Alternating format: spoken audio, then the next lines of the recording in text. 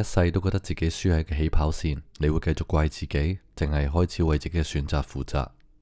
呢度係福利人生，我係 Still。世界公唔公平，我改變唔到，但係選擇嘅代價，我一定會同你哋講清楚。我想講清楚一件事先，我唔係嚟安慰大家，亦都唔係同大家一齊去鬧個世界，同個世界控訴。因為如果真係抱怨，個世界就會變公平，咁呢個世界一早就會冇問題。但事實係，世界冇義務會對我哋好。無論我哋嘅出身、家庭、時代、制度，仲有機會，全部都唔係我哋揀，呢個係事實。但係有一樣嘢我哋一定有份，就係我哋喺呢個現實入邊點樣作出選擇。好多人一生嘅能量都係用咗去證明一件事，我輸唔係我嘅問題，我唔會話佢哋錯，因為好多時真係唔關我哋事。但係如果大家一世都停留喺呢個結論，大家會失去一樣好重要嘅能力，就係為咗自己人生負責嘅能力。所以我先會揀呢個位置，我唔係同大家去討論公平，而更加唔係逼大家去面對一個殘酷嘅問題。呢個世界唔公平，其實唔重要，重要嘅係你準備為你而家嘅選擇付出啲咩代價。我而家用緊嘅唔係創作者嘅身份，我而家用緊嘅係決策顧問嘅身份。顧問唔係幫你哋揀路，而係幫你哋計清楚後果。所以由呢一集開始，我唔再係講故事、講人物、講地下秩序，我會開始直接問你哋而家嘅人生選擇5年之後、10年之後會變成點？我而家會用3種最常見嘅選擇狀態同大家去講清楚，代價係點樣慢慢形成嘅。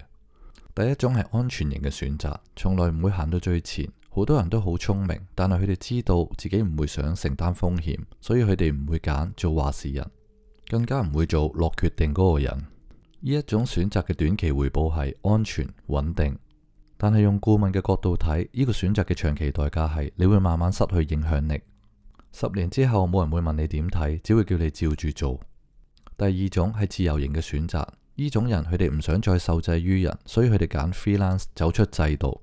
短期嘅回報係自由、主動、冇老細，但係用顧問嘅角度睇，呢個選擇嘅長期代價係你要一世自己頂住所有後果，因為冇系統幫你放大，冇團體幫你墊底，亦冇一啲位置可以幫你累積影響力。你會好忙，但唔一定會更加值錢。